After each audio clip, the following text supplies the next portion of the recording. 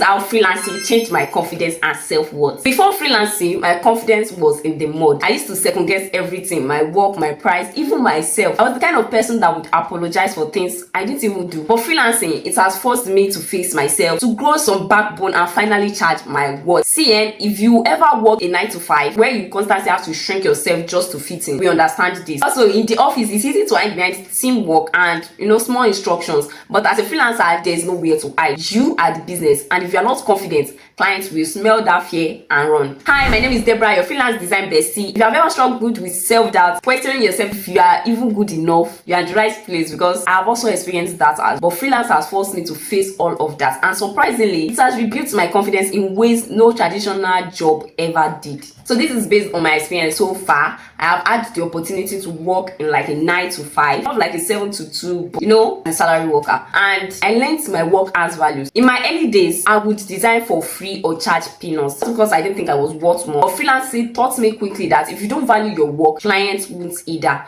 The first time I confidently said my price and the client replied with, okay, no problem, it felt like I just won an Olympic medal. That moment showed me confidence pays. I discovered that freelancing will always test how much you believe in your own value. If you're underpriced, you might attract stress, but when you stand firm, you attract respect. Clients pay attention to how you see yourself. When you always price with fear, you will always be broke. But when you price with confidence, you will always be respected. And if you are struggling with how much you should charge, you should definitely watch my video on pricing. There's also a template included. Being a freelancer, I've learned to speak up. In a 9 to 5, you sometimes have to blend into the background. Just do your work, collect salary, and go on. But with freelancing, if you don't open your mouth, you don't eat. Like literally. I still remember my first client call. I was sweating. My voice was shaking, my mouth was dry, and I was low-key praying they won't ask me too much questions. But with every proposal, every negotiation, every pitch, that fear started shrinking. Freelancing taught me something simple but powerful. Silence is expensive, especially in business. If you don't speak up, you lose money, you lose opportunities, and even respect. And the funny part is, the more I spoke up, the more clients trust me, the more clients I attracted. They stopped seeing me as just a designer and they started seeing me as a professional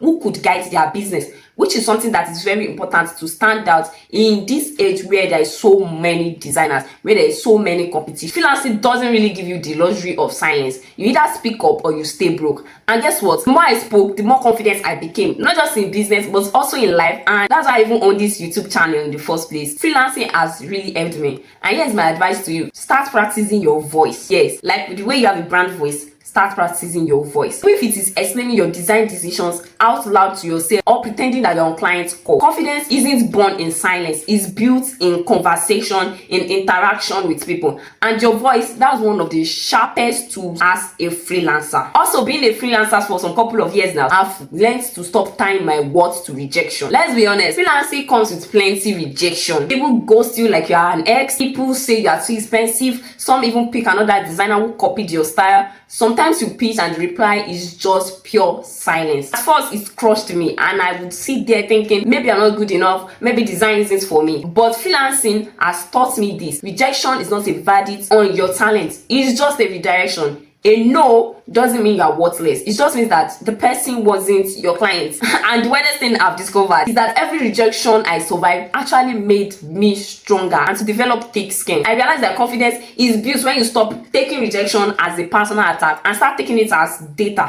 Each no teaches you something. Maybe to tweak your page, maybe target better clients, or maybe improve your offer. The moment you separate your self-worth from other people's opinions, you become untouchable. And the truth is, you don't need everyone to say yes. You just need the right few. The rejection is just the filter that clears the wrong ones out of your way. Also, as a freelancer, I've learned to say no, which has built my self-worth as well. Before freelancing, even in my first year, I was the queen of yes. Yes to crazy deadlines, yes to ridiculous prices, yes to scope creep, yes to pretty much everything. I wanted to please everybody until I realized it was making certain people disrespect me. I mean, some clients even thought I was on promo every day, asking for ridiculous discounts, where they talk to me, when some people react, oh my god. But freelancing has forced me to learn boundaries. I still remember the first time I told the client, no, I can't do that for that price. My heart was beating like I just offended someone in the army. And the thing is, after a discussion with the client, later agreed to my rate. That day, my confidence doubled. Saying no taught me that clients don't run away when you stand your ground. In fact,